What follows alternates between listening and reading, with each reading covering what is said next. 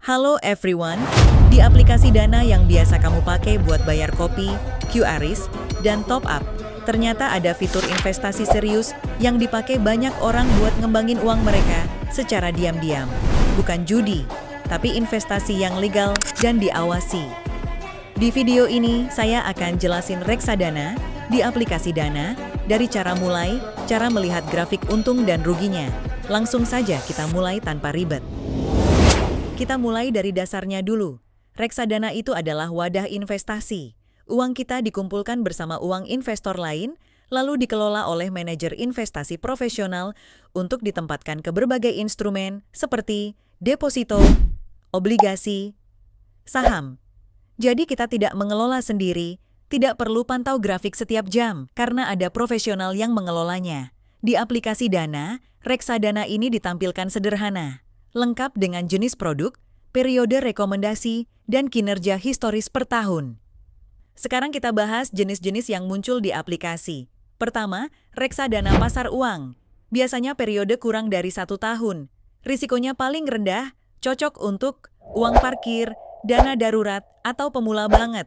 Contohnya di aplikasi Dana, kinerjanya sekitar 4-5% per tahun. Kedua, reksadana pendapatan tetap. Ini mayoritas isinya obligasi. Periode rekomendasi 1-3 tahun. Risikonya sedang, tapi potensi hasilnya lebih besar dari pasar uang. Ketiga, reksadana saham. Ini risikonya paling tinggi, tapi potensi keuntungannya juga paling besar. Biasanya disarankan untuk jangka panjang, di atas 3 tahun. Makanya di aplikasi, kamu bisa lihat ada yang kinerjanya hijau, ada juga yang merah. Itu normal.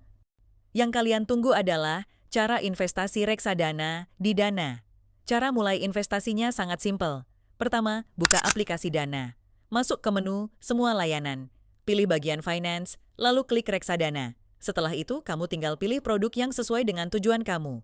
Baca, jenis reksadananya, periode rekomendasi, dan kinerja historis. Kalau sudah yakin, klik Beli, tentukan nominal, dan selesai. Tidak perlu ribet, tidak perlu buka aplikasi lain. Contoh perhitungan sederhana.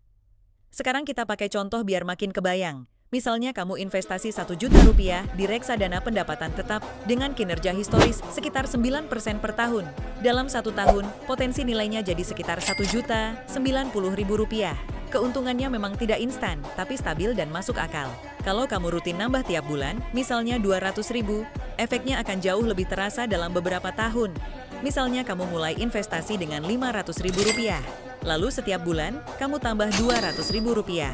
Secara penjumlahan, dalam 1 bulan, 500.000 plus 200.000 sama dengan 700.000. Dalam 2 bulan, 700.000 plus 200.000 sama dengan 900.000.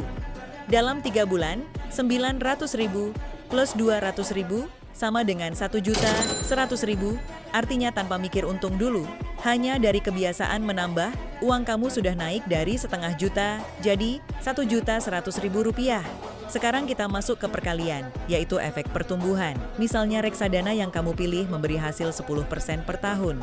Rumusnya, modal kali 1 plus persentase. Nabung itu bikin modal besar. Investasi bikin modal itu berkembang.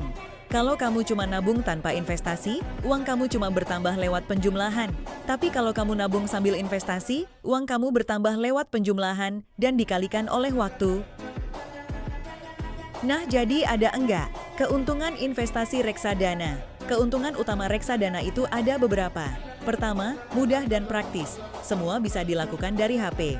Kedua, modal kecil. Cocok untuk pemula. Ketiga, dikelola profesional. Kamu tidak perlu pusing analisis sendiri. Keempat, legal dan diawasi OJK. Ini penting, bukan investasi sembarangan. Risiko and kerugian.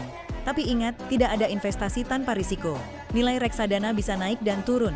Terutama reksadana saham, dalam jangka pendek bisa terlihat rugi. Kalau kamu panik dan tarik dana terlalu cepat, kerugian bisa jadi nyata. Makanya penting, sesuaikan jenis reksadana dengan tujuan dan waktu kamu. Tips agar aman untuk pemula. Kalau kamu pemula, mulai dari yang risikonya rendah dulu. Jangan taruh semua uang di satu produk. Dan yang paling penting, jangan pakai uang kebutuhan sehari-hari. Investasi itu soal konsistensi, bukan soal cepat. Jadi, sekarang kamu tahu, aplikasi Dana bukan cuma alat bayar, tapi juga alat belajar mengelola uang. Saya di sini dulu, berikut saya akan upgrade ke tahap menegah. Saya Ning, sampai jumpa di video berikutnya.